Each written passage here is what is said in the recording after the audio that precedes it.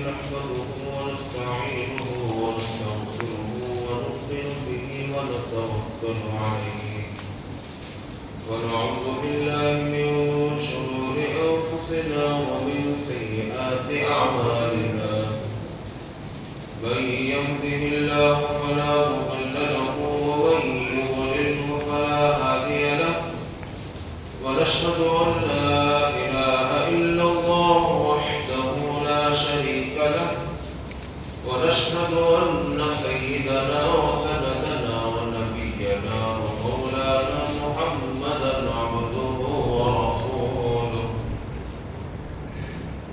أما بعد فقد قال الله تبارك وتعالى في القرآن المجيد والفرقان الحميد أعوذ بالله من الشيطان الرجيم بسم الله الرحمن الرحيم شهر رمضان الذي أنزل فيه القرآن هدى للناس وبينات من الهدى والفرقان صدق الله العظيم.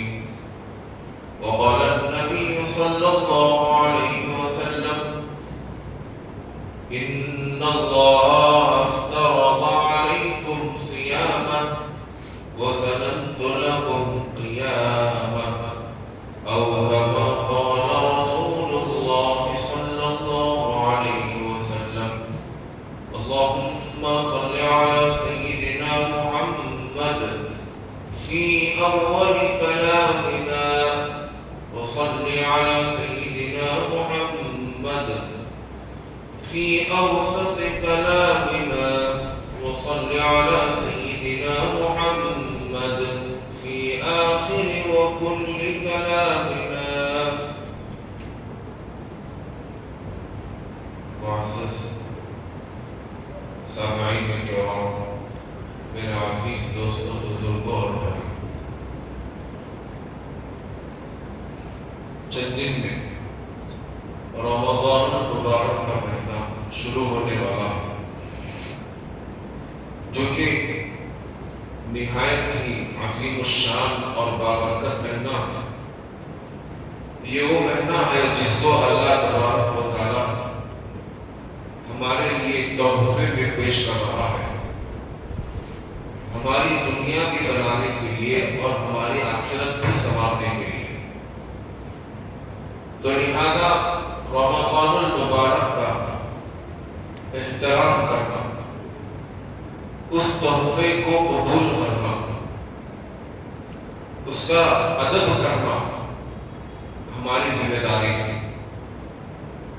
کیونکہ رمضان المبارک وہ اللہ تبارک و تعالیٰ کے شعائر میں سے ہے، اور قرآن میں ہے، اللہ نے ارشاد فرمایا وَمَن يُعَظِّمْ شَعَائِرَ اللَّهِ فَإِنَّهَا مِن تَقْوَى الْقُلُوبِ، جو اللہ تبارک و تعالیٰ کے شعائر کا احترام کرے گا، شعائر کی وہ تعظیم کرے گا، گویا کہ وہ اس کے دل کے تقوی سے وہ کرنے والا ہے، اس کے دل کے تقوی میں اور اضافہ ہونے والا ہے۔ تو لہذا وہی بندہ رمضان المبارک کی تعظیم و تکریم کرے گا جس کے دل کے اندر تقوی ہوگا۔ اگر تقوی نہیں ہے، خدا کا خوف نہیں ہے، اس کا مطلب یہ ہے کہ وہ رمضان المبارک کی نہ تعظیم کرے گا، نہ خدا کے دیگر شعائر کی وہ تکریم و تعظیم کرے گا۔ تو اس لیے سب سے پہلی چیز وہ ہے رمضان المبارک کی تعظیم۔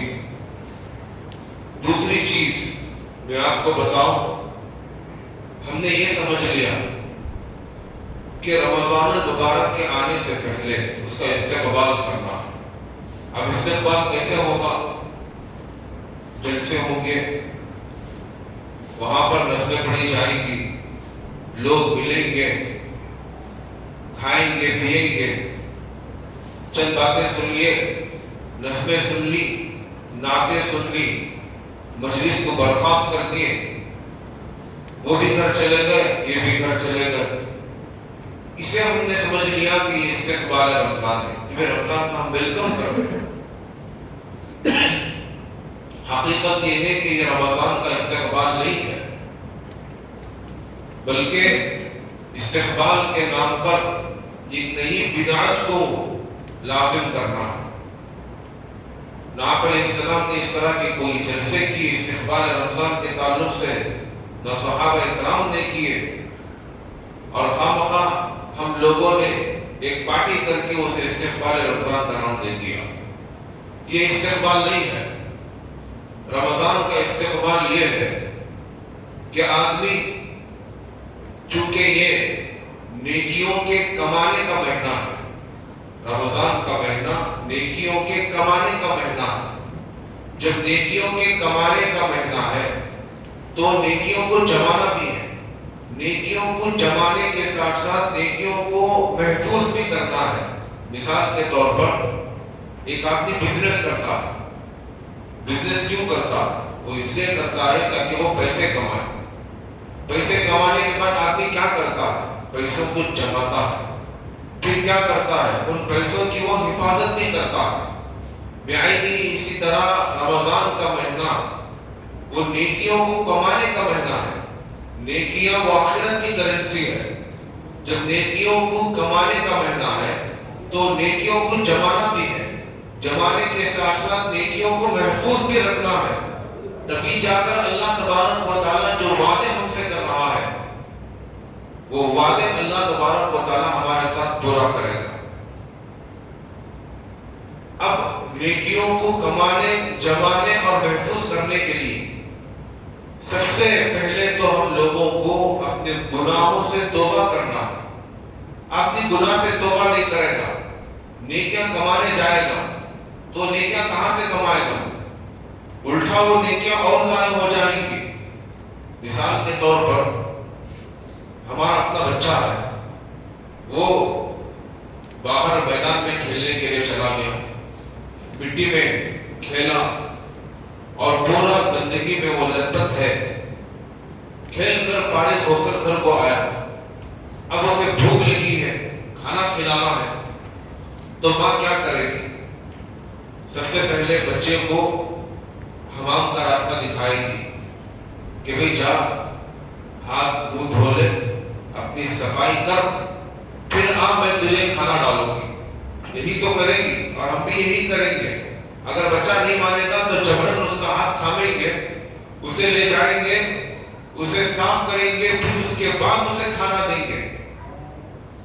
بعینی اسی طرح کہ جب ظاہری جسم ہمارے جسم کے لیے جو غذا ہے وہ غذا بھی بغیر جسم کی صفائی کے نہیں دی جاتی، تو ہمارے باطن کی جو غذا ہے، اعمال صالحہ، نیک اعمال، نیکیاں جسے ہم کو حاصل کرنا ہے، جب تک ہمارا باطن پاک نہیں ہوگا اس وقت تک وہ نیکیاں، وہ غذا ہمارے باطن میں کیسے ڈال سکتے ہیں؟ کیسے وہ نیکیاں جا کر پڑیں گے؟ بلکہ الٹا وہ نیکیاں اور برباد ہو جائیں گے اور خراب ہو جائیں گے۔ تو اس لیے باطن کی صفائی، توبہ کرنا ضروری ہے، گناہوں سے توبہ کرنا، دنیا کی محبت کو نکالنا۔ جب تک ہماری آنکھ پاک نہیں ہوگی، ہمارے آنکھ کا برتن پاک نہیں ہوگی، اس وقت تک آنکھوں کی معرفت، اللہ کی معرفت آنکھوں میں کہاں سے آئے گی؟ ہمارا دل جب تک پاک نہیں ہوگا اس وقت تک دل کے اندر نورانیت، اللہ تبارک و تعالیٰ کا نور، وہ کہاں سے آ کر اترے گا؟ تو لہذا ہمارے باطن کو گناہوں سے پاک کرنا ضروری ہے۔ جب باطن گناہوں سے پاک ہوگا تب جا کر ہم جو بھی نیکیاں کریں گے وہ نیکیوں کی معرفت اور نورانیت ہمارے باطن میں اترے گی۔ جب ہمارے باطن میں وہ نیکیوں کی معرفت اور نورانیت اترے گی تب جا کر ہم لوگوں کو ہمارے اللہ تبارک و تعالیٰ نے جو وعدے ہم سے کیے وہ وعدے اللہ تبارک و تعالیٰ ہم کو دے گا۔ اگر نہیں ہوگا، باقی صفائی نہیں کریں گے تو وہ نیکیاں وعدے کو گھسیٹ کر لانے کے بجائے الٹا وبال بن جائیں گے۔ ایک دوسری مثال، ہمارا اپنا کوئی گھر میں کنواں ہے، اس کنویں کے اندر پانی کا چشمہ بھی ہے، پانی نکل کر آتا ہے۔ اب اس کنویں کے اندر ایک چوہا یا بلی اس کے اندر گر کر وہ مر گئی۔ اب آپ نے حضرت کے پاس آئے، مفتی صاحب کے پاس آ کر مسئلہ پوچھا کہ حضرت ہمارے کنویں میں ایک چوہا گرا اور گر کر مر گیا، اب اس کنویں کی صفائی کی شکل کیا ہے؟ تو احادیث میں اور فقہاء کرام کی عبارتوں کی روشنی میں حضرت نے اسے مسئلہ بتایا کہ بھائی جاؤ اپنے کنویں سے 40 ڈول پانی نکالو، پھر اس کے بعد تمہارا کنواں پاک ہو جائے گا۔ اب یہ آدمی آیا، 40 ڈول پانی نکالا، نکالنے کے باوجود بھی وہ پانی کے اندر سے بدبو ختم نہیں ہوئی، بدبو آ رہی، پانی کی صفائی ابھی تک نہیں ہوئی۔ پھر دوبارہ آیا، دوبارہ آ کر مسئلہ پوچھا، حضرت نے پھر وہی جواب دیا کہ بھائی اس کی صفائی کا طریقہ تو یہی ہے کہ 40 ڈول پانی نکال دیا جائے، کنواں صاف ہو جائے گا۔ اب یہ آدمی خود سے سوچنے لگا، شاید حضرت کو مسئلہ معلوم نہیں، اب وہ ایسے ہی مجھے گھما ہے، اپنا دماغ دوڑایا، زمزم کا پانی لیا اور لے جا کر کنویں میں ڈال دیا۔ جب زمزم کا پانی ڈالا، اس کے باوجود کنویں کے اندر سے وہ بدبو ختم نہیں ہوئی، کنویں کا پانی پاک نہیں ہوا، اور پریشان ہوا۔ پھر دوبارہ حضرت کے پاس آیا، آ کر سارا واقعہ بیان کیا۔ حضرت پوچھنے لگے، 40 ڈول پانی نکالنے سے پہلے کیا تم نے اس مرے ہوئے چوہے یا بلی کو اس میں سے نکالا تھا؟ اب آدمی کہنے لگا کہ میں تو نہیں نکالا۔ جب تم اس مرے ہوئے چوہے اور بلی کو اس کنویں سے نہیں نکالے، کنویں کے اندر ہی تم نے رہنے دیا، اور اس کے اوپر تم جو ہے صفائی کے طریقے اختیار کر رہے ہو، اور پاک اور پوتر پانی لے جا کر تم اس کنویں کے اندر بھی ڈال دو گے، تو کنویں کی صفائی کہاں سے ہوگی؟ پہلے اس مرے ہوئے چوہے کو نکالو، اس مری ہوئی بلی کو اس میں سے نکالو، پھر اس کے بعد میں صفائی کے طریقے اختیار کرو، تب جا کر وہ کنواں پاک ہوگا۔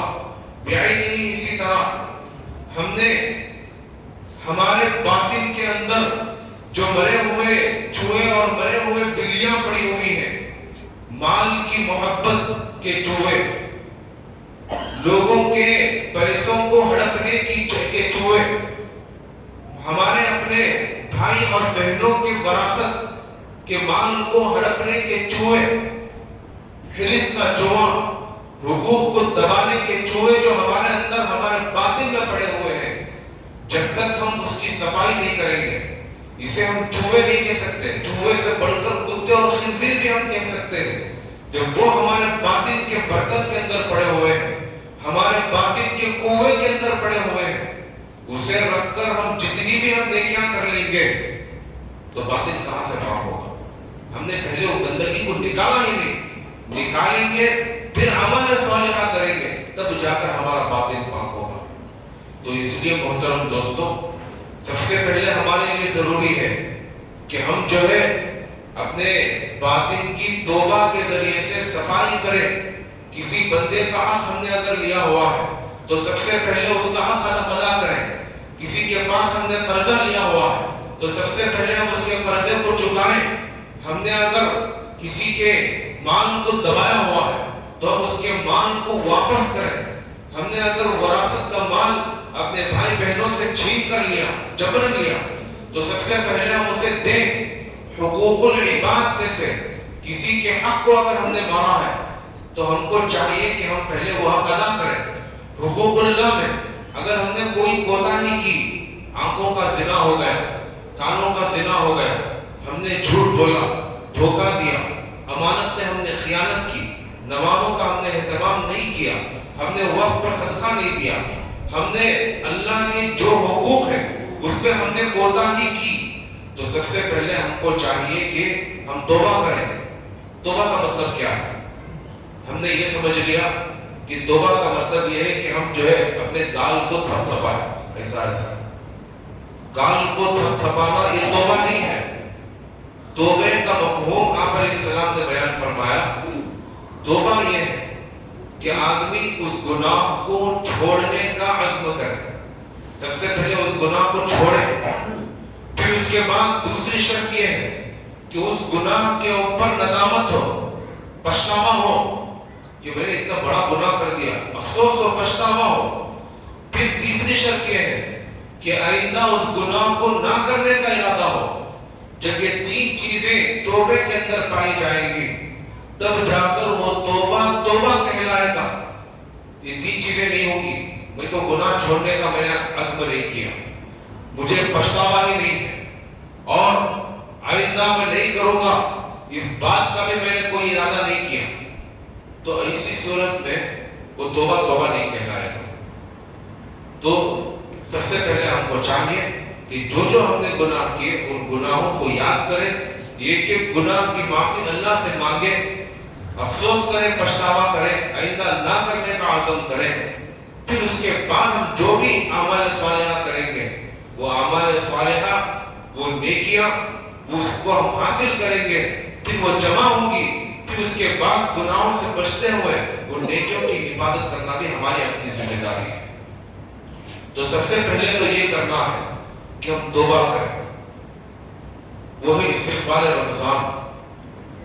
اور استقبال رمضان میں دوسری چیز یہ ہے کہ ہم, چونکہ رمضان کا مہینہ یہ قرآن کا مہینہ ہے, جب رمضان کا مہینہ قرآن کا مہینہ ہے اور اللہ تبارک و تعالیٰ نے قرآن کو نازل کرنے کے لیے رمضان کے مہینے کو چنا.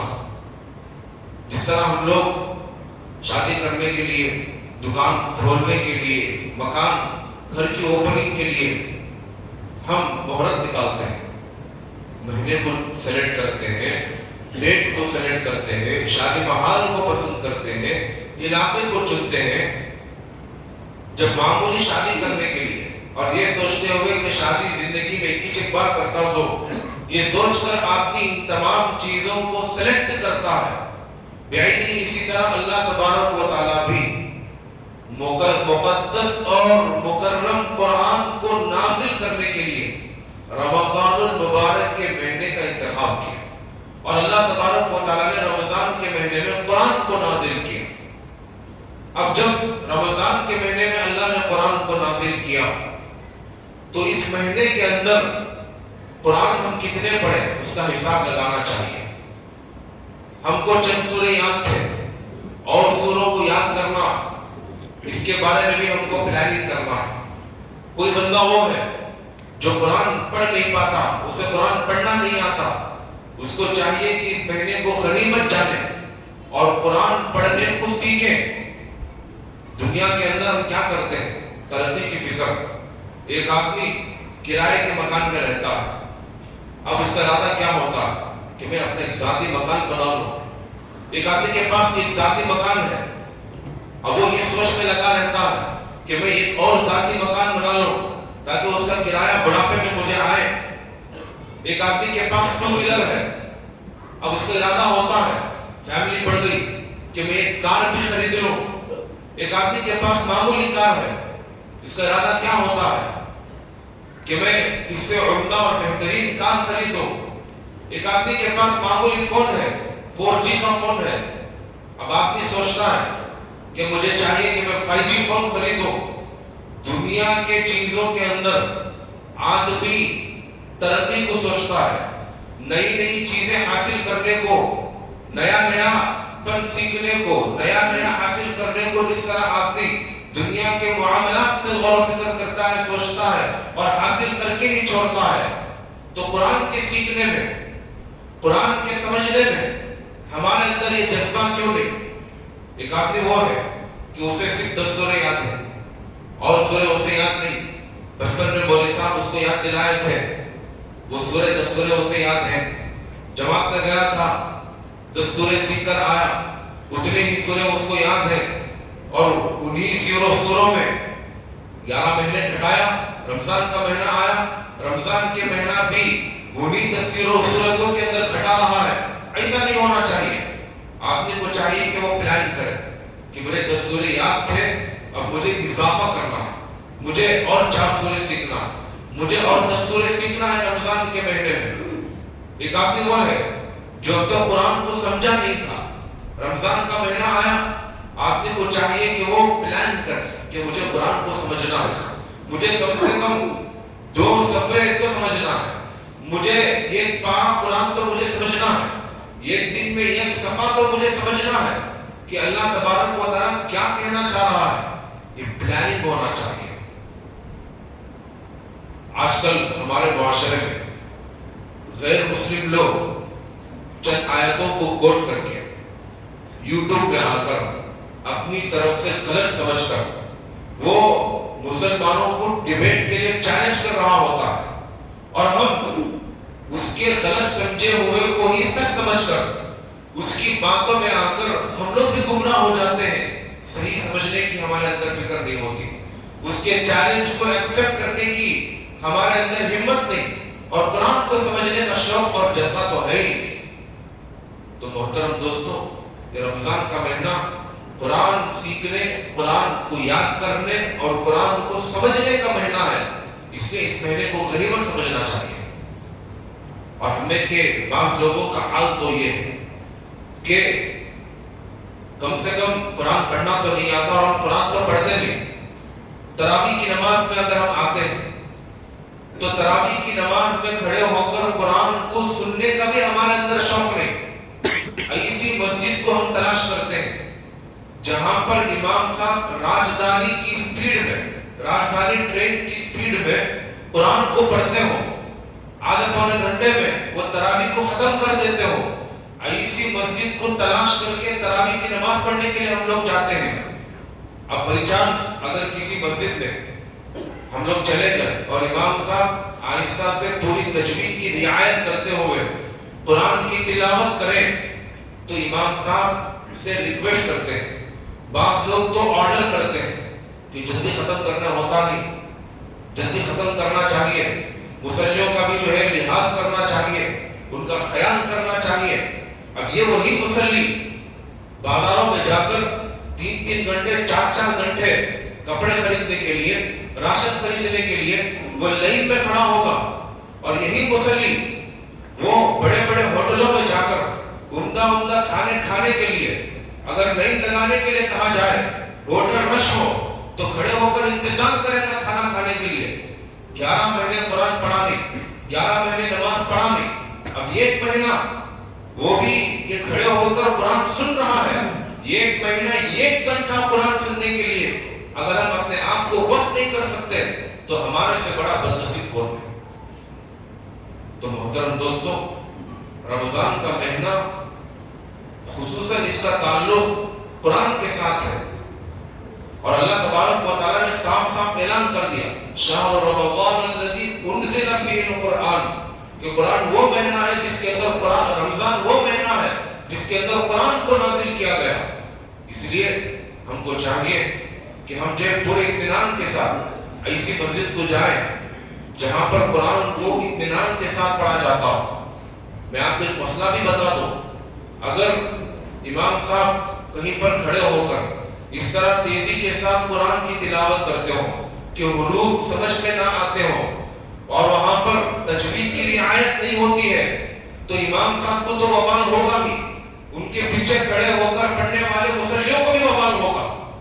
اب اگر کوئی مصلی اس نیت سے آ کر کھڑا ہو کہ بھئی مجھے تو جلدی قرآن ختم کرنا ہے, سن کر فوراً ختم کر دینا ہے, اور ایسی جگہ تلاش کرے کہ جہاں پر 8 دن میں تراویح ختم ہو جاتی ہو, 10 دن میں قرآن کو سنا کر ختم کر دیتے ہو, تلاش کر کے چلے گئے, چلو 10 دن میں تکلیف پڑھ لیتا ہوں, پھر اس کے بعد مجھے تراویح سے چھٹی مل جائے گی, یہ سوچ کر جائے گا اور تراویح کو نہیں پڑھے گا. اب وہاں پر جلدی وہ پڑھ رہے قرآن کو, ابھی آپ نے بھی کھڑے ہو کر وہاں پر بددلی سے قرآن کو نہیں سننے کی نیت سے کھڑے ہو کر قرآن کو سنے گا تو اس آدمی کو, سننے والے کو بالکل بھی ثواب نہیں ملے گا.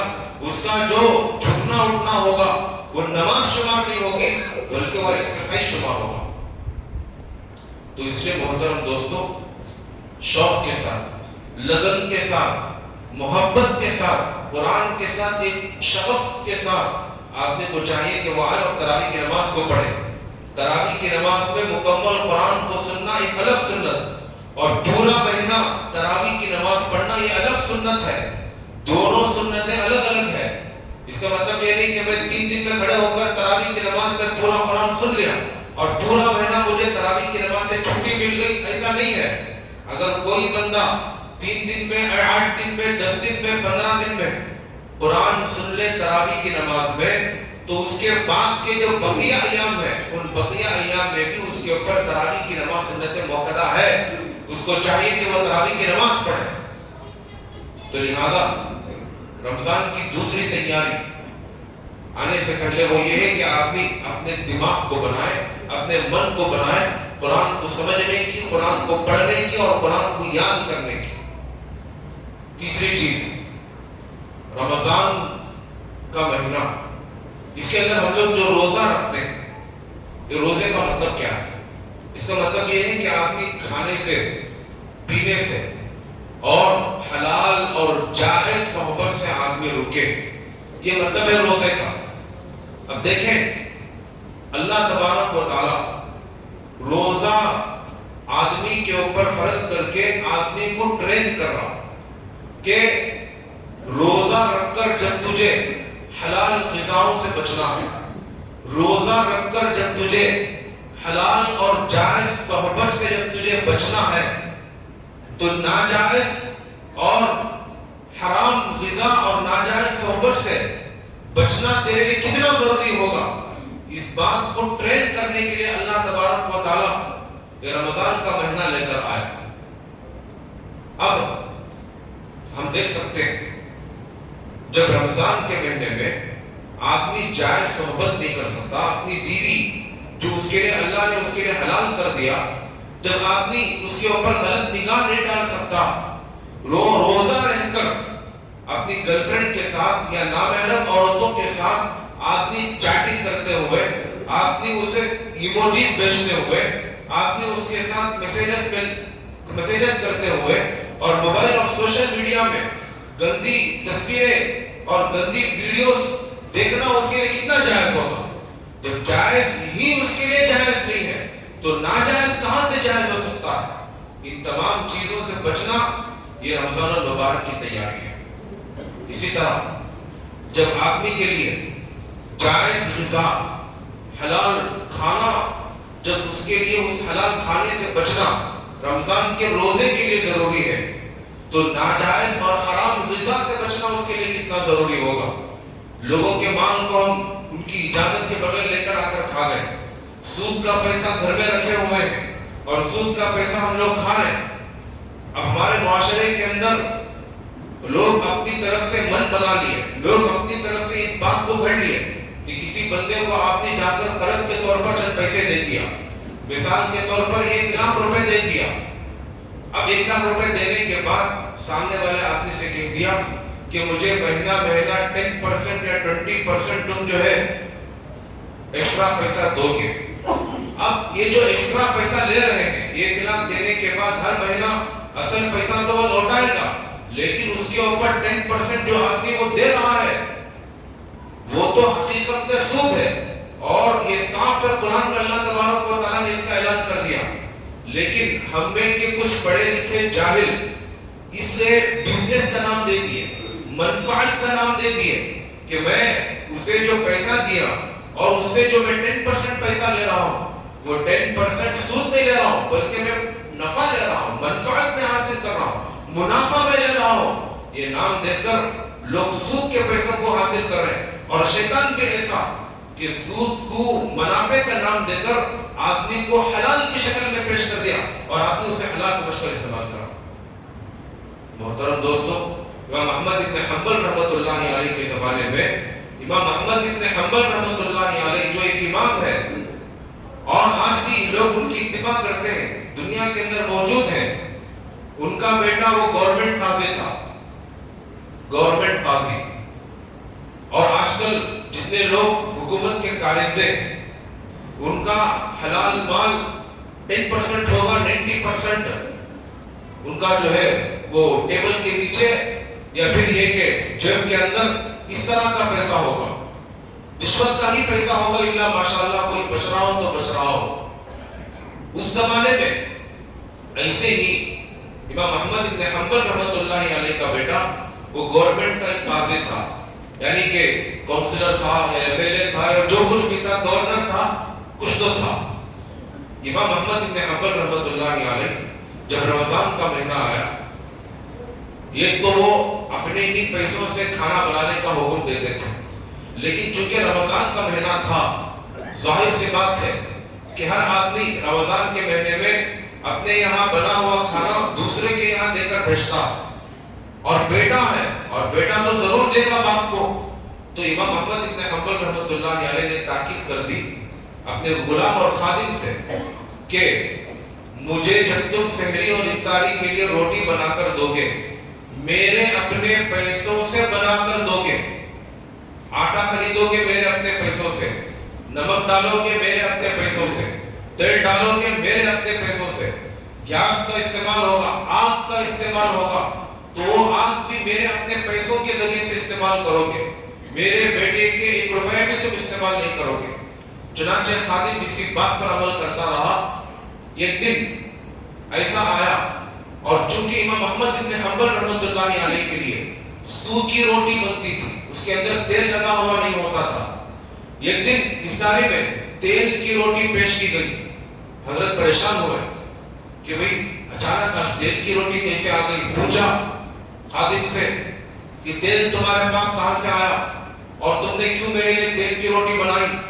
تو خادم نے جواب دیا کہ حضرت دیکھیں، آٹا آپ کا ہے، نمک آپ کا ہے، اور پھر آگ آپ کی ہے، سب کچھ آپ کا ہے، لیکن اس کے اوپر جو تیل لگا ہوا ہے اس تیل کو آپ کے بیٹے نے دیا۔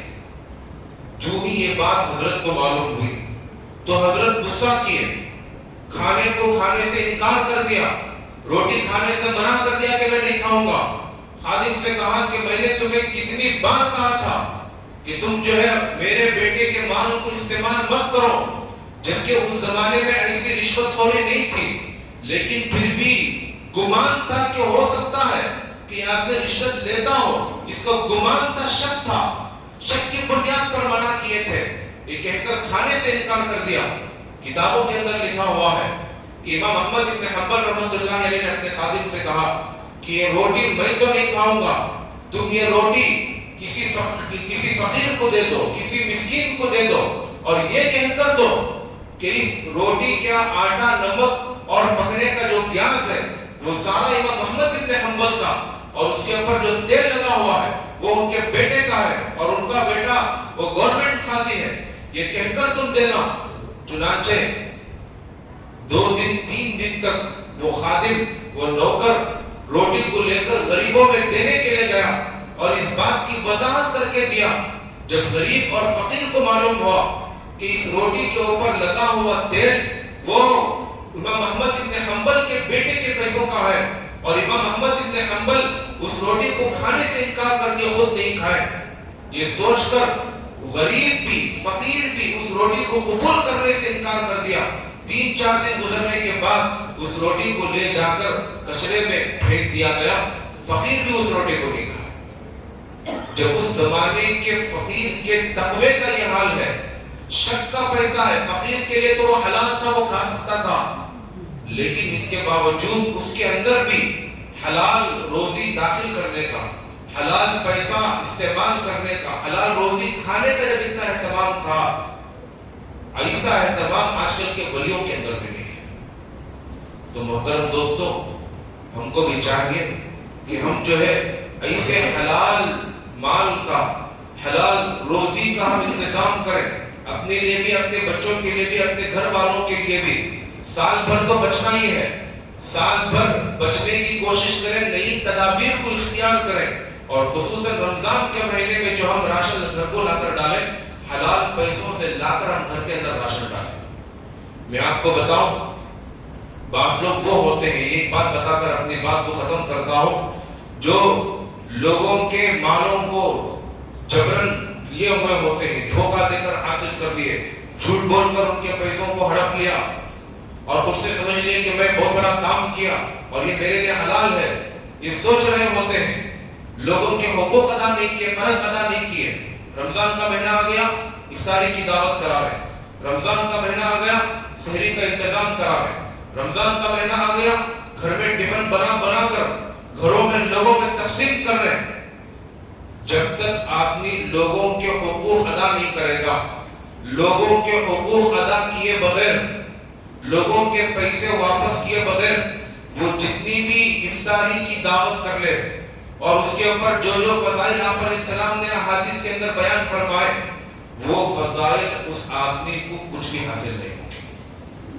ساری کی ساری نیکیاں یہاں تو کمایا، لیکن حقوق العباد میں کمی ہونے کی وجہ سے وہ نیکیاں اٹھا کر آپ نے اس آدمی کو دے دیا. اور اللہ تبارک و تعالیٰ یہی معاملہ کریں گے انصاف کا قیامت کے اندر.